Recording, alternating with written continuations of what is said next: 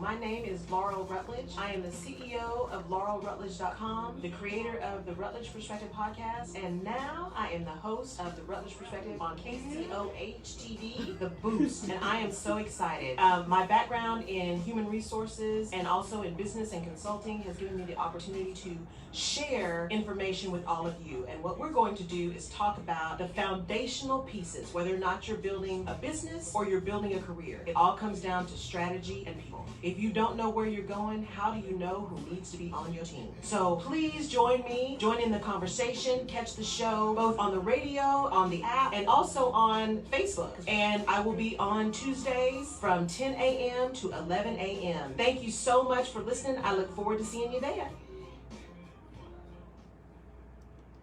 Good morning, good morning. It is Tuesday, which means it is time for the Rutledge Perspective. I want to give a shout out to Kansas City, Missouri, and Tallahassee, Florida. I don't think we've had them on before. Yeah. Yay, Tallahassee. And St. Louis, Missouri, and Cleveland, Ohio, and Beat Eyes, Texas, and everybody else who's joining in. So thank y'all so much for listening and watching. I really appreciate it. And I've got some public service announcements like I always do. And then we're going to talk a little bit today about some things around recognition and still some things about the pandemic. But I want to talk about determination and mindset today, because it really hit me kind of over the weekend, and I think it's going to be something whether you are trying to get yourself ready as you're opening back up your business, or whether you are in a transition yourself or trying to figure out something else. We're going to talk about that. And I got my pink on today, my signature color, pink and white. So public service announcements. So remember to still be tracking and watching CDC.gov, DOL.gov, Department of Labor.gov, EEOC.gov, and OSHA, because you want to make sure you understand if there are some regulations and things that have changed, because there are some that have changed. OSHA actually has some temporary guidelines out right now for COVID-19, so you want to make sure you check those. That's really important. And then the EEOC, if you go out to their site right now, they actually have good morning, Angela. So we got Denver, Colorado in the house too. The Equal Employment Opportunity Commission right now also has some additional guidelines, and it's a whole list of pandemic preparedness. So you want to go out and check that, because remember we talked one time about the Americans with Disabilities Act and how you have to really be careful. We talked about this with Adrian too, that under normal circumstances, you can't ask people about their disabilities. You can put on your job application that people can disclose if they want to, but you can't force people and you can't ask direct questions about a disability. However, the COVID-19 is considered a direct threat as it relates to the Americans with Disabilities Act, which means that it is okay for companies to put in place things that ask questions such as, have you been exposed? Are you experiencing symptoms? Are you, connected with someone who's been exposed or is in quarantine? So there are some questions that can be asked now, such that you can protect not only your workplace, but your other workers during this pandemic. So go to the Equal Employment Opportunity Commission. It is called Pandemic Preparedness in the Workplace and the Americans with Disabilities Act. So there is a whole kind of guideline. I'll show it. There's a whole kind of guideline for you to watch and look at. That'll help you work through some things that you can do as you're doing return to work. The other big thing that has come up, and don't forget, you can still do your census. Please don't forget to do your census. We need to make sure we got the right representation in places. You also want to make sure that you are paying attention to your voter registration and whether or not you are still having your primaries where you are. It is still 2020. It is an election year.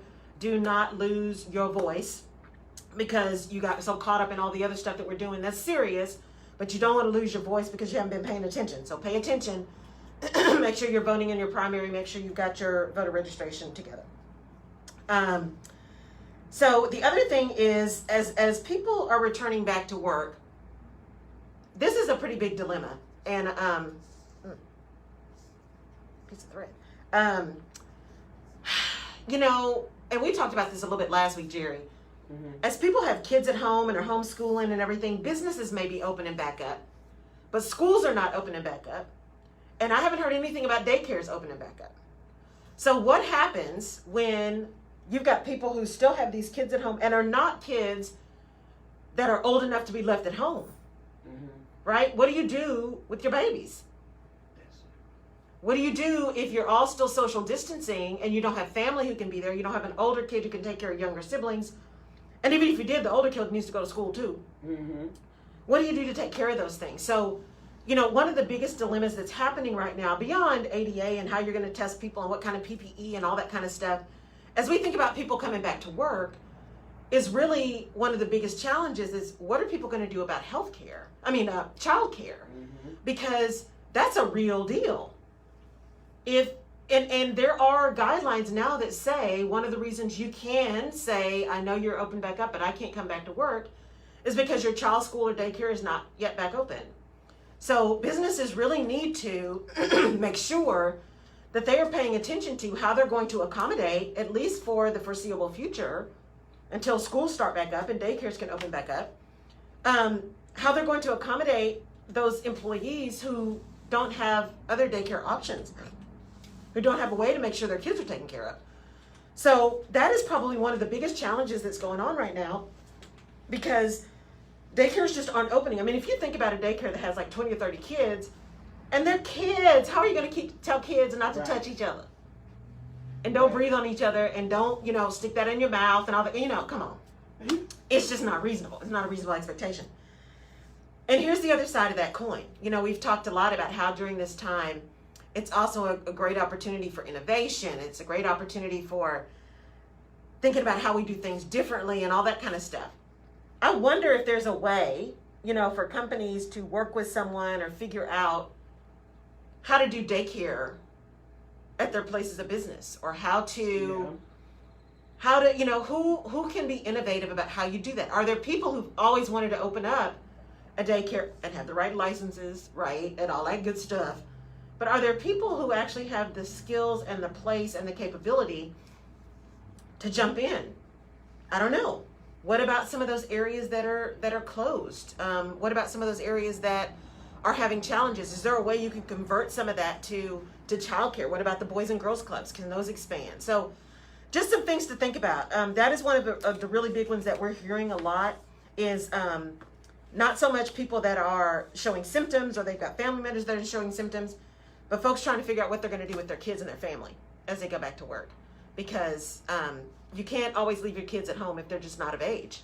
You got to figure out something else to do. So something to think about. So remember that.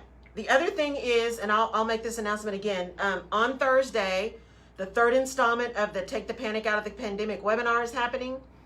You have to register. It is free, but you do have to register because I need to know how many people are coming so we can know when we can lock the meeting, because we're trying not to get Zoom bombed. But you can register at don'tpanic.laurelrutledge.com. don'tpanic@laurelrutledge.com. And please check your email, because we send the Zoom invitation, but a lot of people aren't getting it and saying they didn't have it, but it may be winding up in your spam. So please check your email and check your spam folders to make sure you got it. And then this time we're actually going to try on Thursday morning to just send a direct invite on Thursday morning. So the day of. It's going to be happening at noon on Thursday, noon Central, 10 Pacific, 1 Eastern. And that's, 11 Mountain. So Thursday, taking the panic out of the pandemic. And we're going to be talking with the two panelists I have this week. One is the LinkedIn boss lady. So she is a guru at LinkedIn profiles, how you make that happen, all that kind of stuff. And then there's Sharon Smith Akinsanya. She's actually up in Minnesota. And she is the CEO of the Ray McKenzie Group. And she's also the founder of the People of Color Career Fair. So if you are in transition, if you are trying to figure out how to find talent, because there are people who are still hiring people. If you're trying to figure out how to find talent, this will be a great one for you. So it could be that you're just fine and you're working and your business is going well. You're one of the ones that kept going through the pandemic, but you just need to update your profile because you want to update your public, persona or whatever. So this is a great one to listen to. So Thursday noon, don'tpanic.laurelrutledge.com. So think about that. Okay, so let's get into today. So, as the last few weeks have been going on, and this is something that came up to me months and months and months ago, and I just couldn't figure out how to talk about it, where to put it. It's like I had it in my head. You have those things that are in your head, but they just can't. Yep. And what it really means is it's just not time. It's just not time for that idea yet. And so I've been thinking about this a long time because my brother came, it was sometime last year, my brother came to my house to visit, and he had me watch The Black Godfather. If you have not watched The Black Godfather, I'm telling you, you need to put it on your Netflix playlist. It is a documentary about Clarence A. Vant. And I was just, I was totally convicted and totally blown away. This man, it's just, you got to watch it. So the thing is, he was born in the 30s. He's got a very interesting story, and I'll make it kind of short, but he was born in the 30s, ultimately ended up moving to New York, got into the club scene, and was brought into the club scene to help manage artists of color, or colored artists, as they called them back then, colored artists. Because Mr. Glasser, who was really into all of those things, it was speakeasies back then, lots of mob, all that kind of stuff, realized that he had all these black artists he was working with, but there was nobody of color who was helping manage these artists. So he met Clarence A. Vant, said, hey, why don't you start managing people? He's like, I don't know. But he did it. And ultimately, this man has become the connector, the person that opens doors. I mean, when you look at this documentary, Andre Harrell, who just passed away, may he rest in peace, is on there. Jamie Foxx, Babyface, and L.A. Reid. I mean, you name it, they're all there. Jimmy Jam and Terry Lewis talking about what Clarence A. Vant did for them. Andrew Young, when he ran for Congress. I mean, this man is everywhere. And he's got some very simple philosophies. And it really hit me because, we have this thing called nature versus nurture. You hear about that a lot. Is it the way you were raised, or is your behavior just inherently who you are? And especially for people of color, we are always raised with that. You got to run faster. You got to work harder. You got to be better. You got all this stuff that's got to be different just to get an even playing field. And we're just right from the very beginning, we're told that, right?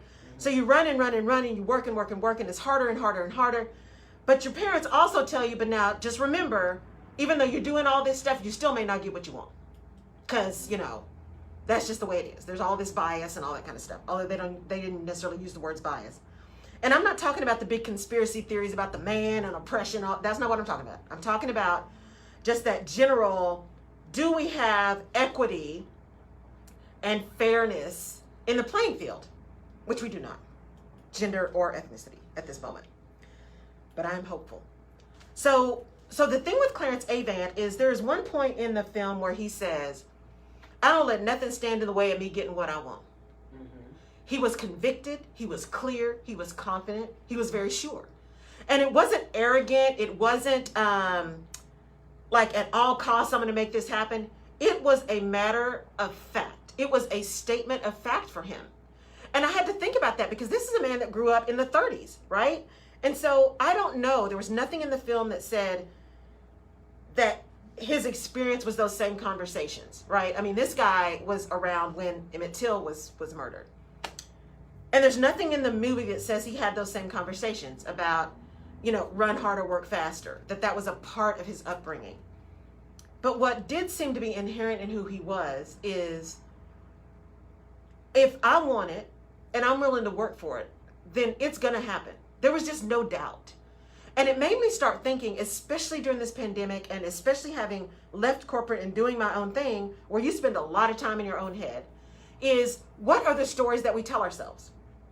What are the stories that we tell ourselves about us, right? That we're good enough, that we're not good enough, that we can do it, that we can't do it, that we have the skill, that we don't have the skill. And if you think about people who are really making it happen, how many of those people do you watch sometimes and you're like, okay, not only did that not make sense, but that was wrong. But they're getting paid to tell people wrong information. And so, but you're sitting back having the right information, but you don't have the courage or the strength or the intestinal fortitude to do it yourself. So you're hating on somebody who at least got out there, but you've got something, that story you're telling yourself says, it's not your time, you're not ready, it's not worth it, nobody's going to see the value. And so when I listened to this thing about this documentary on Clarence A. Vant, what came to me is his complete clarity around what was important to him and what he was capable of. And his absolute determination that he was going to make happen what needed to happen. And here's the even bigger part. You know, I don't know if you heard this, Jerry, but when I was growing up, it was like each one teach one, right? So as you go up, you bring somebody with you. The bigger thing about Clarence A is not only his determination to make things happen, but his determination that he was going to make things happen for everybody else. He was going to take care of people. He was going to serve people. He was going to find a way to make sure artists got paid. And so he said a lot of times, he's like, look, here's what you need to get paid because every other artist who is not black is getting paid that. So you need to get paid for that. You need to own your masters. You need to make sure your contract has this information in it. And so for him, it wasn't about him. It was about, how do I pass on? One, you need to know the numbers. Because as he says, life is about numbers. You're born with a number, you die with a number. It's all about numbers, is what Clarence says. But here's the thing. He knew how important that was. And so he passed it on to everybody else. Don't just sign anything. Don't just accept anything. Don't just take any job because you're the artist. It's your talent. And if you don't protect it, then somebody else is going to be making all of that money off your talent. And it's not that he didn't have challenges. I mean, he started a record label. It didn't go well. You know, he had to fold that. The first artist he signed, or one of the first artists he signed, because he signed Bill Withers, ended up leaving him to go somewhere else at some point. I mean, it was just, it's not like his road was easy. But everything you hear come out of his mouth is about, if you don't ask, you don't get. Right. If you don't believe, you won't have. And so what is it that we need to do to change the story internally that we tell ourselves? What are we not getting because we don't ask? Yeah. And I think about that a lot because I hate asking for money, right? But I'm running a business, so you have to ask people to pay you. I hate asking for money. But that's something that I have to get over, because if you don't ask, you don't get. That's right. Because people will take stuff for free all the time. All day. All day long. It doesn't matter how much you put into it. People will take it for free. So you have to ask to be compensated for the work you've done. And you have to believe enough in the work that you've done, in the effort that you've put in your training and your competence and your confidence, that you are willing to say, no, I get it, but here's what it's going to cost. And if that doesn't work for you right now, I understand. I'm sure there are other options for you, but come back to me when you're ready. Yeah. And it's okay, because you don't have to be ugly, you don't have to be nasty, none of that stuff. And but you do have to be clear. You have to be clear. It is not unkind to be clear. And for those of you who are, especially for small business owners, for those of you who are going to your small business owner and you're trying to support your local business and you want to make sure that they are continuing and you want to make sure that they are growing and you want to make sure that they're okay, don't keep asking for stuff for free. Please don't. Because you're not going and asking, HEB for stuff for free. You're not asking your doctor or, whoever for free, but you go ask that small business owner, well, I'm supporting you, so can you give me an extra discount? Or can you? Now, I'm one that will do that just because I want to. But if you go in expecting people to just give things away, it says a lot about what you feel about the value of what they're delivering to you. Right. And so if I go back to that determination, that clarity, that understanding, and that story that we're telling ourselves, how do you value you? Are you telling yourself that I don't let nothing get in the way of what I want? Or are you telling yourself, well, maybe it's not time. Maybe it's not right. Maybe I'm not worthy. Maybe I got too much stuff. And so it's not for me. But I believe that if it's for you, it will be for you, and it's there, and it's not for anybody else. And will come when it's supposed to. Right? Right. Do you believe that this pandemic has taught many to value what they bring to the table? I think that's an interesting question. I think it has forced people to examine that, and to examine their confidence, and to examine what they're doing and why they're doing it. Because some of the stuff that we have, that we know and we believe about ourselves is deep. It's deep, and it's from early, right? So all, therapists will tell you, and not to get all woo-woo, right? But therapists will tell you there's a lot of stuff that happens very early on that is deep seated in our psyche, right? It happens when we're children, and we remember that stuff. It's as your brain is forming, those memories, those experiences stick. And that's the stuff that even if you don't consciously understand that that's what's driving you, that's what's driving you. So if someone's constantly told you you're not ready, or you're not smart, or that's not going to work, or you got to always have a plan B, then you are a plan B person. And I think about that too, because I'm always a plan B person. And I had someone point out to me, that's great to be a plan B person, to always have another plan, right? You got to be ready just in case something doesn't work. And I'm always like that in business when I'm working for somebody else, because, folks are crazy. But the thing about being a plan B person is sometimes that means you are not committed to plan A. So if you're really committed to plan A, do you really need a plan B, C, and D? Because some folks got a plan all the way out to Z, just in case. So if you're always living in just in case, how committed are you to the real direction that you've said you want? So I think that's the thing that has happened during this pandemic, is that people have been forced to really look at and address some of the challenges that they've been facing, and where that challenge comes from. Is that really an external challenge? Is that really something else that is taking your focus, or keeping you from being successful, or keeping you from getting things done the way you want to get it done? Or is that your own internal drama? That you just don't really, it's not that you don't necessarily acknowledge it or recognize it, but you can't really call it out. You can't really call it out. It is so deep. Jennifer said, do I need a plan B if I'm committed to plan A? I just think it's a good question. If you're really committed to plan A, why do you need a plan B? Because we've been so taught and ingrained, always have a plan Always B. have a plan Don't B. always put your eggs in one basket. Right. So that is what we consider preparation. to be the right way to do it. Absolutely. And I think that the deeper question of that is, it's not that you're not prepared and that you don't look at something broadly, right? So as you're doing your plan A, that doesn't mean there aren't pieces of your plan A that say, here's where I'm going, but here are all the risks. That's very different than saying, here's plan A, but here's plan B, fully vetted, fully fleshed out.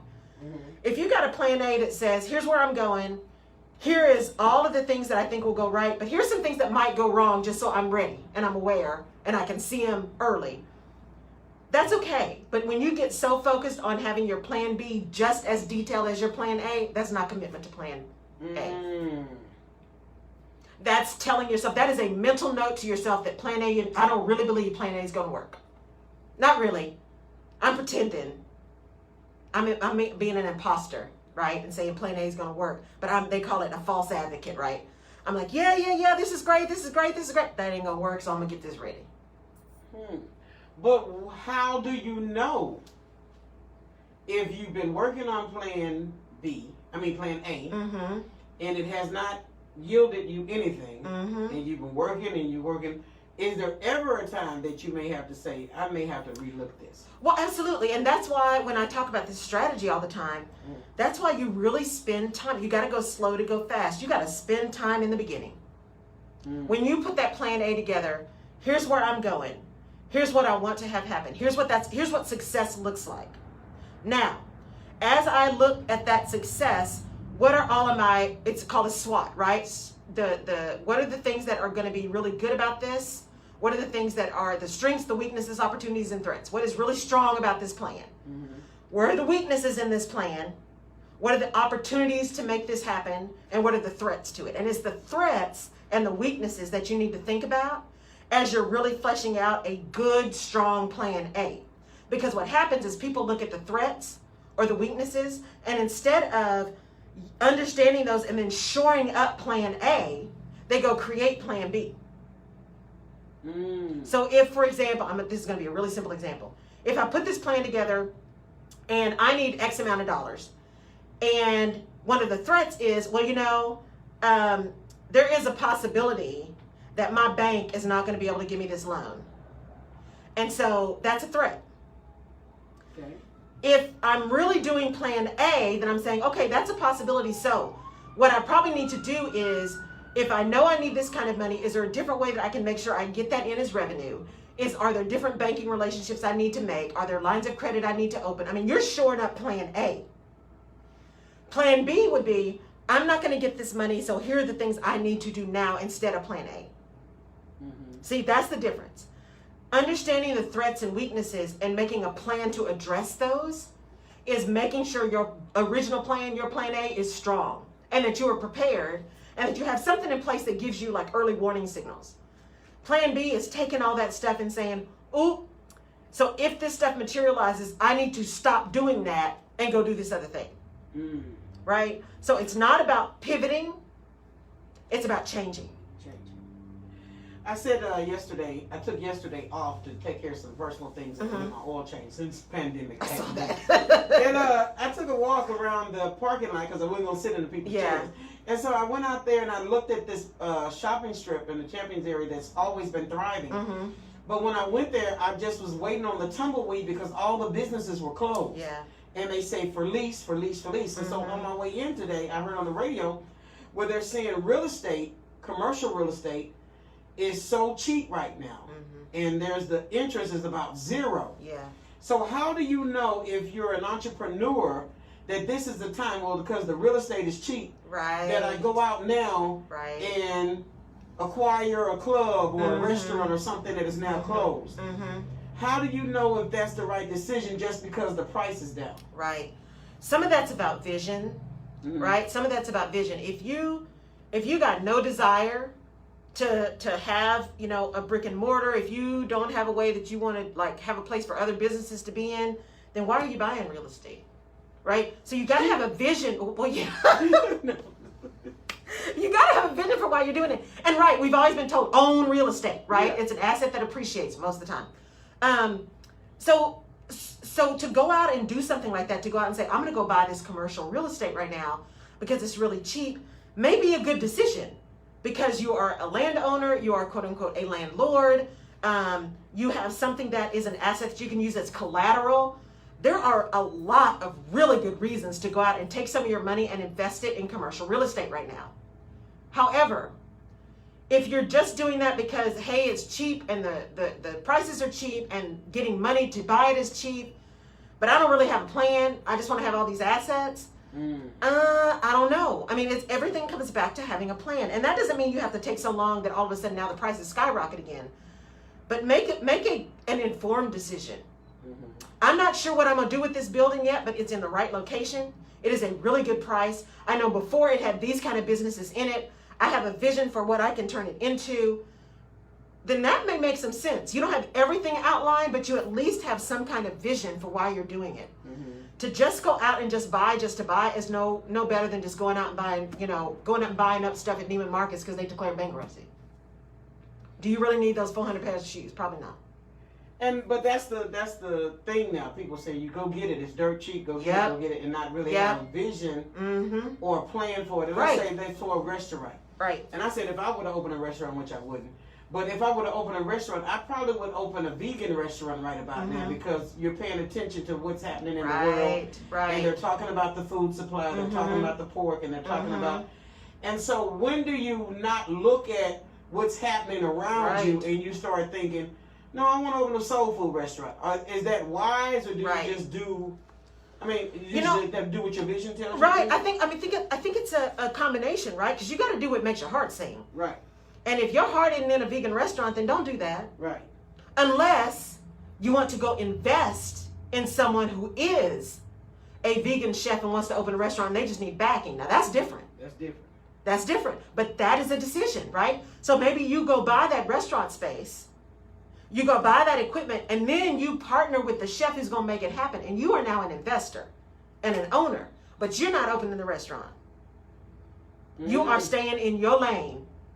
Right? I've got the vision. I've got the money. I think it makes sense to do vegan, but I am not a vegan chef. I'm going to find somebody else who can do that. You stay in your lane, but you are still making a plan to do something that makes sense for you in this market.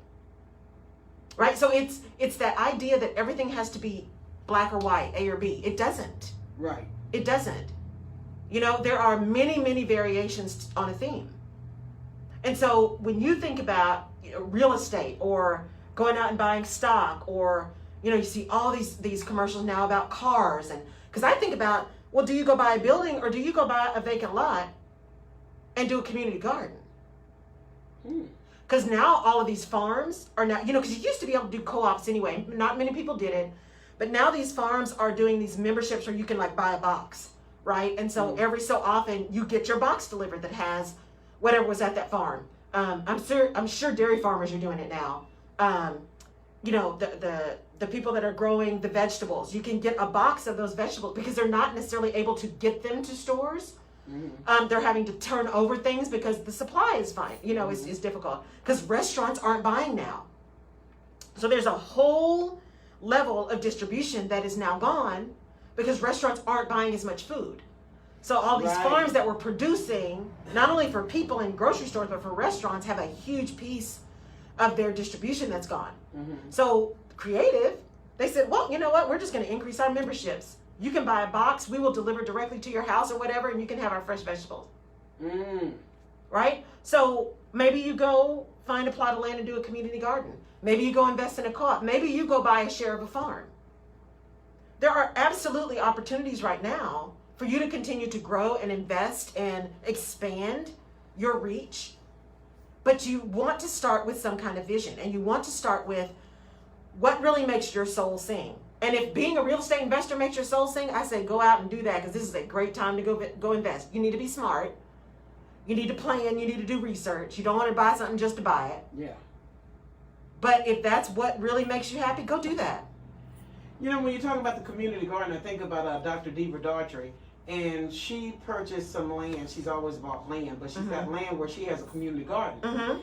And she deals with young adults, young children, and teach them agriculture. Her son is a farmer, and I always thought, I've known her since high school, so I'm like, why did he want to be a farmer? Who do that? What you doing that for? So at the end of the day, though, when I see the post, of course I check, like, because I'm supportive of what she does. But now I'm like, oh my God, look at those greens. Oh my God, look at those tomatoes. Look at what happened. And I'm thinking, ching, ching, ching, ching, ching. Because you did that over 4 years ago, not really knowing the need of what you have now. Maybe you did because she's a businesswoman. Of that, sooner or later, we're going to get to getting our own vegetables and living off the land, really. And I look at another friend of mine who's a hunter. And I made fun of her because she's like, I want to bring you some deer meat. And I'm like, no, baby, I want my stuff at Randall's. You keep your deer meat, I'm going to Randall's. And now I said the other day, I laughed because I'm like, girl, you might need to bring me some stuff. I don't know. Because, you know, so those are things that just futuristic. Exactly. That may look to other people as dumb. Right. But that's the head of the curve. But that's a visionary. And entrepreneurs generally tend to be visionary. Wow. They see what other people don't see. Right? They see a need, and they are generally getting in business to meet a need. Really successful entrepreneurs get in business to meet a need, not just to make money. And so what need are you seeing? When you are buying that real estate for cheap, what need are you seeing? What need are you going to fill? Because you can buy it, but then somebody's going to need to rent it or renovate it or something. Or are you just going to raise the whole building so then you... I think about Attorney Benjamin Hall, and I remember when he purchased this radio station because the community was in an uproar that they were going to lose this station. And he had no aspirations to own a radio station. And then I ended up coming along, and we met, and we started talking. He said, I have no aspirations to own a radio station, but listening to you, you have a lot of vision for the radio station. So he became the provisionary, and I became the visionary. That's what I'm talking about. And as you just said, we collaborate and work well together. Because I'm in my zone building a radio station. He's in his zone taking care of the bills and making sure everything is done. But it's a collaborative partnership that works. Exactly. Exactly. And you know, and there's a book called, I think I've mentioned it before, there's a book called The Big Leap by Gay Hendricks. And it talks about operating in your zone of comfort, your zone of excellence, and your zone of genius. And how many of us operate in our zone of excellence. Many of us, especially as type A's, you are extremely good at what you do. You are really good at what you do. And that's why people always ask you to do it. I mean, I was an excellent senior HR person. It's just, you know, and it took me a long time to be able to say that, by the way. FYI. Good. Really, really good HR. There's just something about the way I'm wired that makes me really good at that. But I was not excited. You know, having those conversations every day about who's touching who and why you say that and how, I could not, I didn't know, man. Right. But I did want to have conversations about strategy and where you're going and how are you aligning your words with your action. Those are the things that really about managing the human capital asset, and setting a culture that is operating in integrity and truth, right? That's what drove me. And so, but because I was really good at it, what Gay Hendricks says is that operating in your zone of excellence is comfortable because we know that. Yeah. Right? We know we're good at that. Yeah.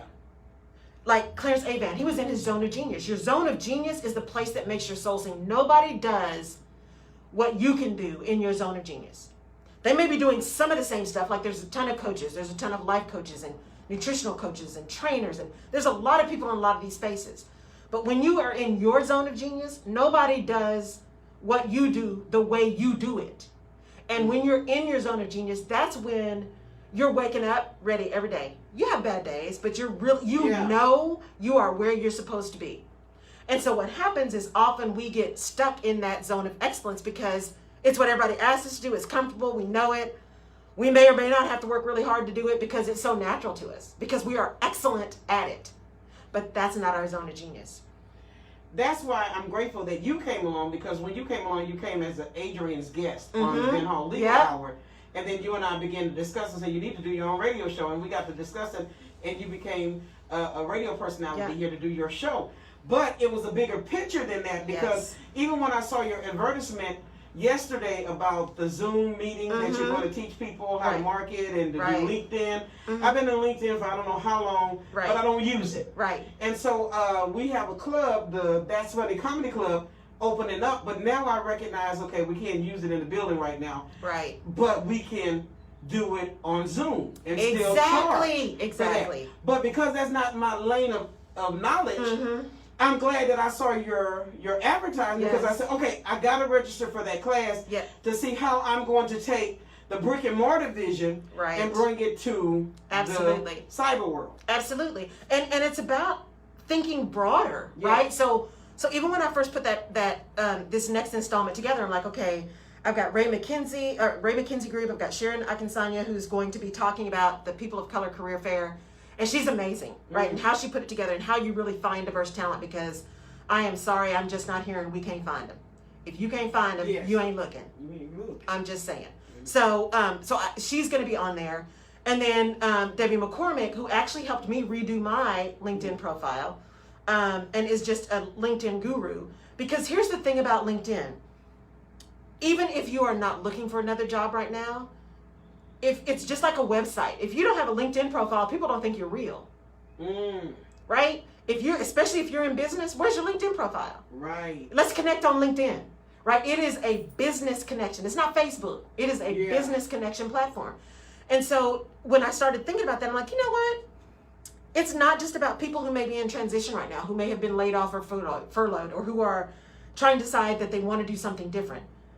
This is for people who are in business right now, but don't have a profile, right? And they need to start to be more visible. They're really trying to move to that next level, but they need to become an expert in their field. And being out on LinkedIn and posting on LinkedIn and doing things like that makes a difference, right? So how do I set up something that gives people, whether or not you are looking for talent, whether or not you are transitioning and trying to figure out how you're going to make the most of a network, or whether you're just trying to increase your visibility and up-level your profile. This is something that I think matters to a number of people across a number of spectrums. And to do it in a way that is free and technology related, why not? Why not? I see a gospel recording artist, Karen Sellers-Jones, and she said, I have both of them and I don't use either. And it's amazing because I'm looking at her on her Facebook Live, and I'm like, I never hardly see her on Facebook. But she should be the main one using it and getting into your class, because as an artist, I said, I wonder where my gospel singers that can sing.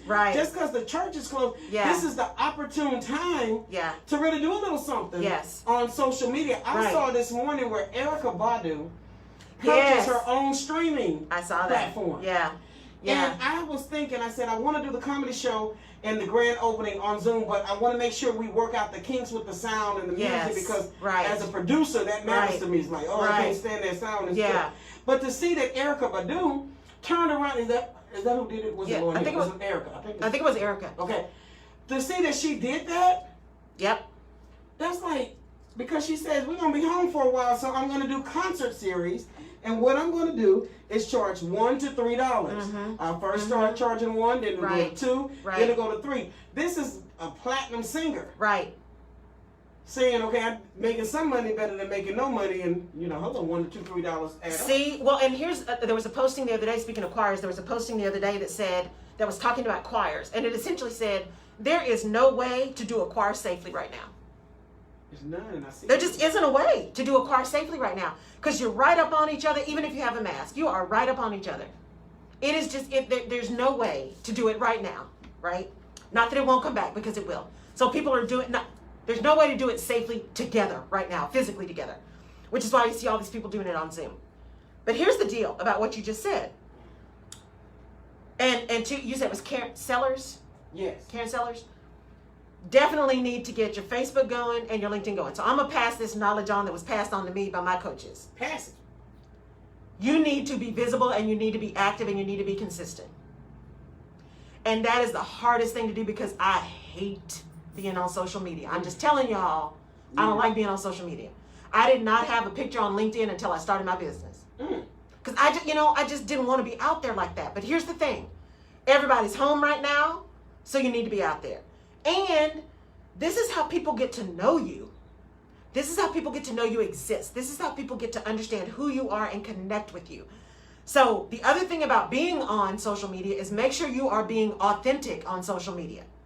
So it's not all the Snapchat and the filters and all that kind of stuff. That's real. That's why I said, I posted one day, I was like, okay, here's my big hair, no makeup, nothing. I'm like, this is just me. But people, I get more response from just the ones that are not perfect than the ones that I've worked really hard on. Because people want to know that they want to know you, and they want to relate. The other thing, Jerry, this is for you and for other artists. There is an artist, a saxophone player named Michael Lington, who's phenomenal, jazz saxophone player. And he's doing concerts on Stage It, STAGEIT. That's what someone told me yesterday. Stage It. So that's another opportunity for singers, musicians, that kind of thing, to do Stage It. And I think you can do like donations, like when you get on and get your seat, you can like donate a certain amount of money. And I think you can actually ask, the artist can ask for, what it should be. So there are options. Let me say what Karen said. She said, wow, I used to use it so little that when someone contacted me through it, I thought it was a joke. Thank God the lady was willing to still hire me as the vocal director for her show. Yep. Which is amazing. Then when you talk about the choirs, and I still see choirs trying to get together. I know. I still see people still trying to rehearse together, saying the same mic. That disturbs my spirit, because what you're doing is you're prolonging the inevitable. Yeah. Because this may be a while. It may be a while. And so to learn how to do it, because I've seen Aaron Filler, a gospel artist here, and him and a group of people, they've been doing some amazing Zoom videos with them singing. Right. And it's just, why not learn? I know. Because what if it is over tomorrow? At least you will have this under your back if it happens again. And who's to say you can't keep doing that? Because everybody's not going to want to come out and go to your concert. And people may still want to go to your church services up in Washington, D.C. when they live in Arizona. So why not keep doing this stuff and give yourself multiple streams of connection, multiple streams of income? Why stop? I have made more bookings for when this is over by being active and present, because I don't like doing Facebook Live every day, because then you got to come here, you got to do this.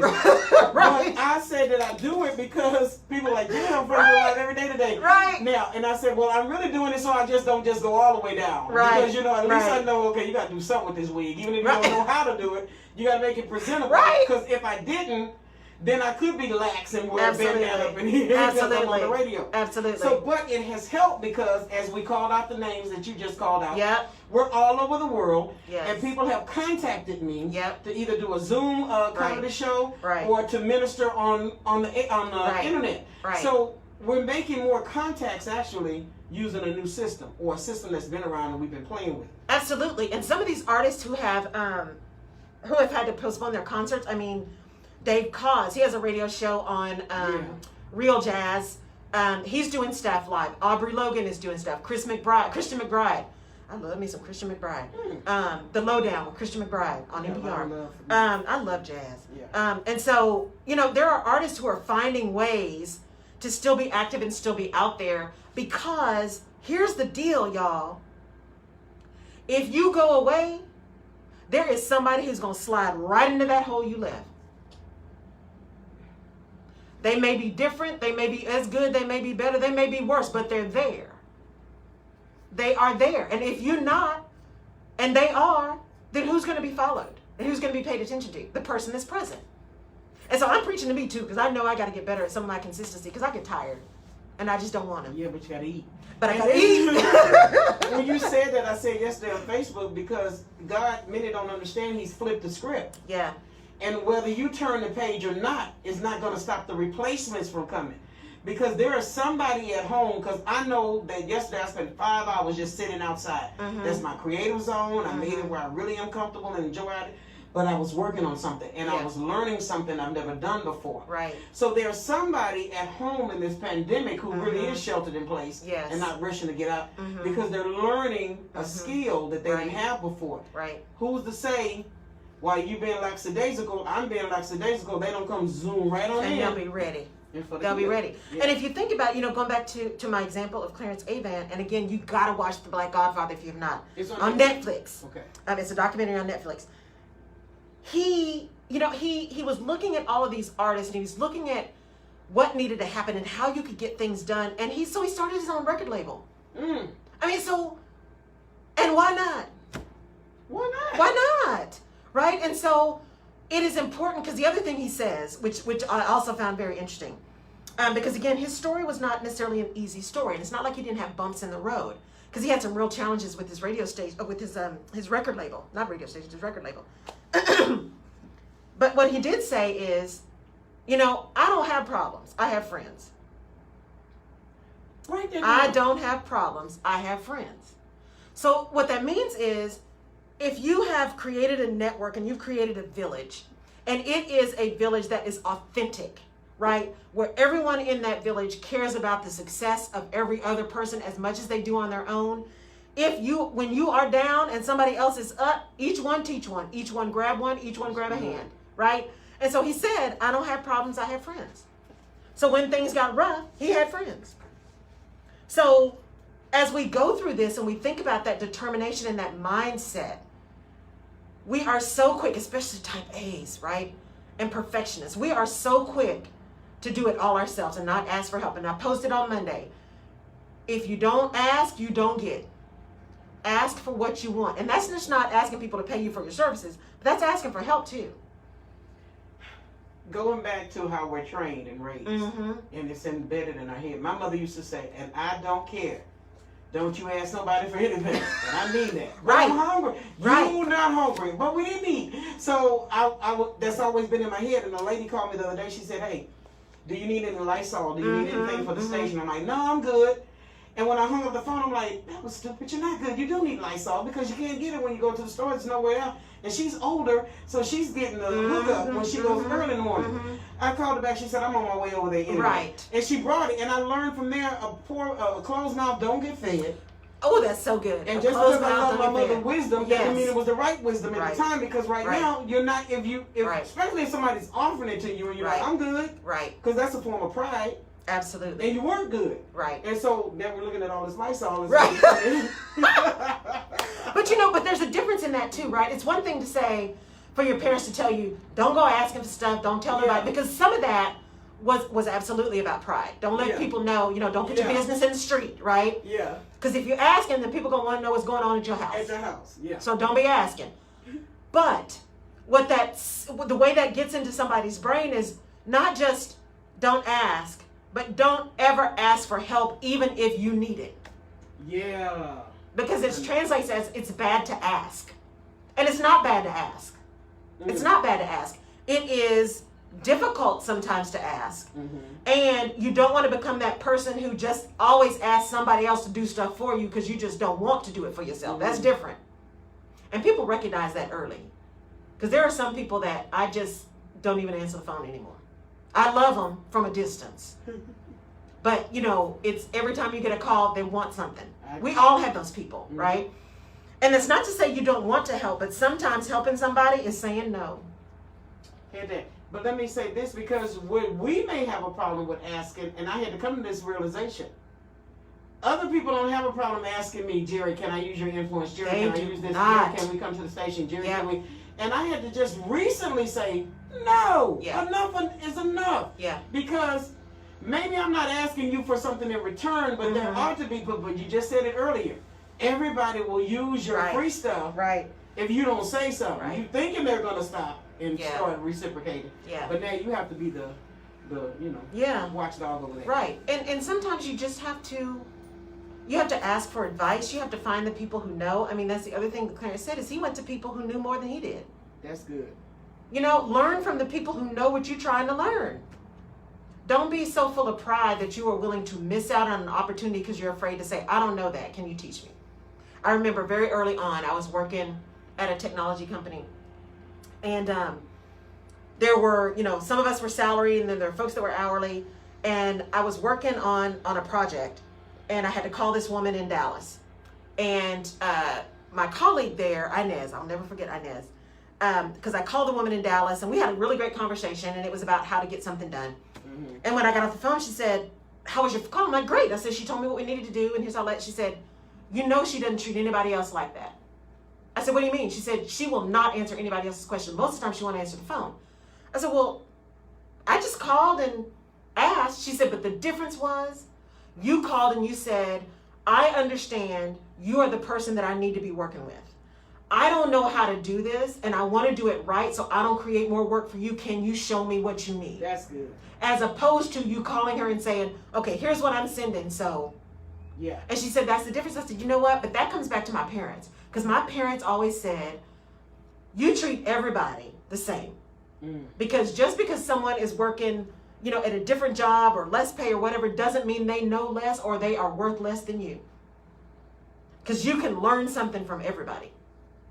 You can learn something from everybody. Now, when you said that, because we deal with leaders. Yep. Ooh, because they may be your subordinate, but they may know something you don't know. And pridefulness will keep you from encouraging what they know or asking for help. I have no problem with it. Sharon, I need you. Mm-hmm. Do this because at the end of the day, I think a smart person will surround themselves with their strengths to cover up their weaknesses. Right. But oftentimes I'm seeing those that could use your help will not really act like they need your help. Right. Only because they're supposedly above you. Right. Great leaders know their weaknesses and hire for their weaknesses.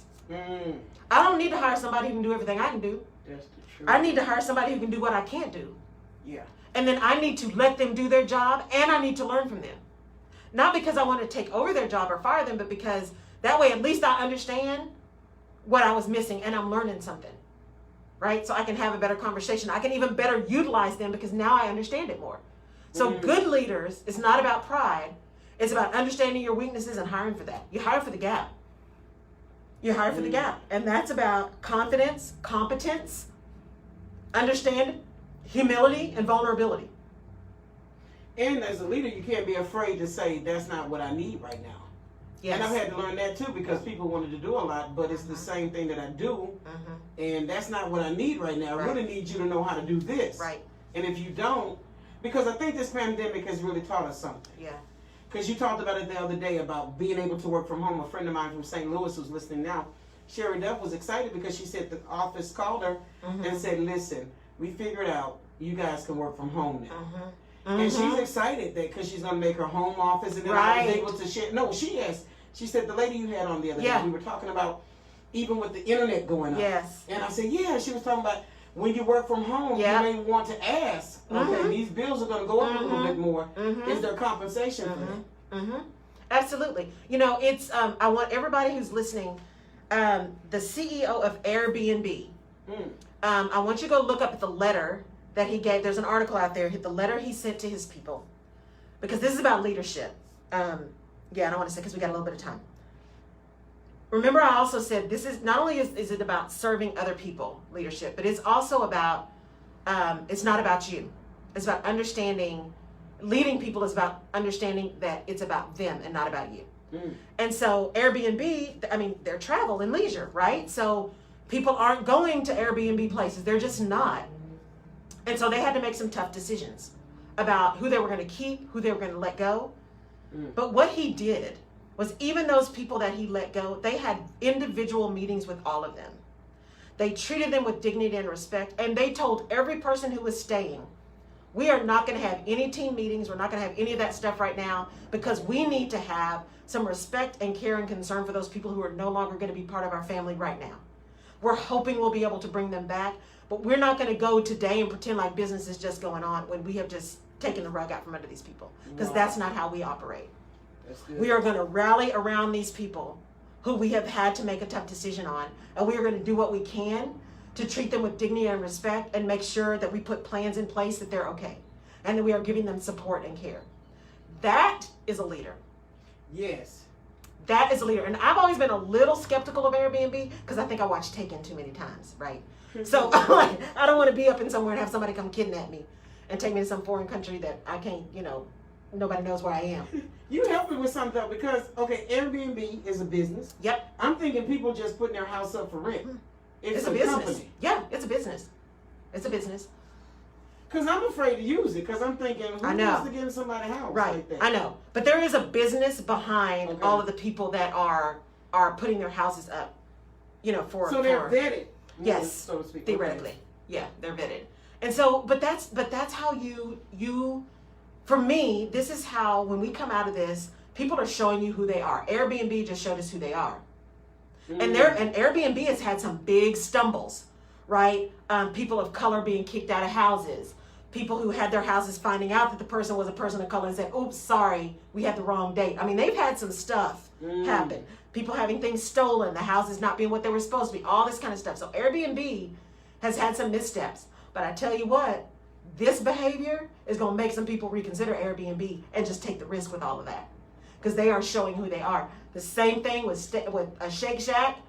When it's open back up, and I'm not a big red meat eater, but I may have to go get me a burger at Shake Shack, right? So those are the kind. I probably won't be at Marriott, because I need to see some change behavior. But those are things, people are showing us who they are. So just as Clarence said, it is about having friends, going to people and learning what you don't know, and having the confidence to move forward, and being sure that you are teaching other people, that you are helping other people, because that's where your legacy is. That's where your legacy is. That is amazing. That's amazing, because when you said about you don't have a problem, the guy in the movie said, I don't have problems, I have friends. Mm-hmm. I think about a gospel recording artist, Sean McElroy, asked him one day, I said, are you and so-and-so at odds? And he said it jokingly. He said, no, that man got too much resources for me to be at odds with him. And I laughed, but I thought about that. That makes sense, because at the end of the day, our friendships are, because I used to think that's using, but it's not. Right. Can you leverage off of good friendships? Are we looking for relationships? I know we just laugh and joke, but are there relationships that you want to be able to leverage from? There are absolutely business relationships, and we all at some point leverage relationships. That's what networking is about. Yeah. Leveraging a relationship, but the way you're able to effectively leverage relationships, is to be authentic. Now I say that there are other relationships, and we all know that. There are different levels of kind of money relationships, right? Who you know, how much money you got, all that kind of stuff. But beyond that kind of craziness, the way you best leverage a relationship and leverage a network is that relationship has to not be just about you. Yeah. But what can you also give to the other person? That's good. It is reciprocal. If all you're doing is ask, can I use you? Can I use you? Can I use your name? Can you do? That's not a relationship. That's not a relationship. That's a connector. A relationship is, hey, I just heard about this. Have you thought about it? Let me connect you. And then they're doing the same thing. Relationships are reciprocal. They're not one-sided. One-sided relationships are the ones that don't make it. Those are the ones that don't make it. So it's got to be more than about just you. It can't be about just you. That's good. That's good. So forming good partnerships and good business-ships, because we are in a new era. We are in a new season. Things have changed tremendously. Yes. And we are going to have to get those relationships, because I had an eye-opener. Like I said, no, enough is enough. I'm going to need something to be reciprocal here. Right. And I fought myself. Right. So I apologize to myself. Right. But this is what we're doing in this hour, in this season. So as we get ready to close out, I want to ask you, how do they register for the seminar? Okay. So it's webinar. Don't Panic. So no apostrophe. DONT panic. laurelrutledge.com. don'tpanic.laurelrutledge.com. And it'll take you to the page where you can register. And please check your email, because we are sending an email confirmation. That's where you get the Zoom. But we need you to register because we're trying to lock the meeting once everybody gets in, so we don't have the risk of being Zoom bombed. And so you'll get the meeting ID and the password. So please, please, please, don'tpanic.laurelrutledge.com. And when you go to there, you'll see the two people who are going to be on the panel, and it'll talk a little bit about what we're going to cover. And it is from noon Central on Thursday. And so it's the first hour we will have the panel, and then we'll have an hour's worth of questions. So it's a couple of hours. The second hour we will have questions, but the chat will be open, so you can ask questions during the panel as well. And I will have somebody monitoring that so we can get to you. So don'tpanic.laurelrutledge.com. And you can also find it on my Facebook page and pages and my Instagram. And I'm Laurel K. Rutledge on those places, or the Rutledge Perspective. So you can find that there. So definitely go. I would love to see you there. And also, my next episode of the podcast comes out on Wednesday. I actually talk about this. What are we doing? What kind of questions are you asking yourself? The whole Clarence A thing. And please go watch The Black Godfather. You will not be disappointed. It's just amazing. Not only is the music really good, and seeing some of the artists and stuff is really good, but it's just a great thing. So make sure you go watch The Black Godfather, and that you sign up to register for the webinar at don'tpanic.laurelrutledge.com. And we will see you guys, because I think we're right over. Thank y'all for tuning in. Kansas City, Tallahassee, St. Louis, Cleveland, Beedi, and I've got Oklahoma City and Houston and Cincinnati and Covington, Kentucky. So thank you for tuning in. I appreciate it. We'll see you next week. Florida, Tallahassee. And Tallahassee, Florida. And we'll see you next week. All right.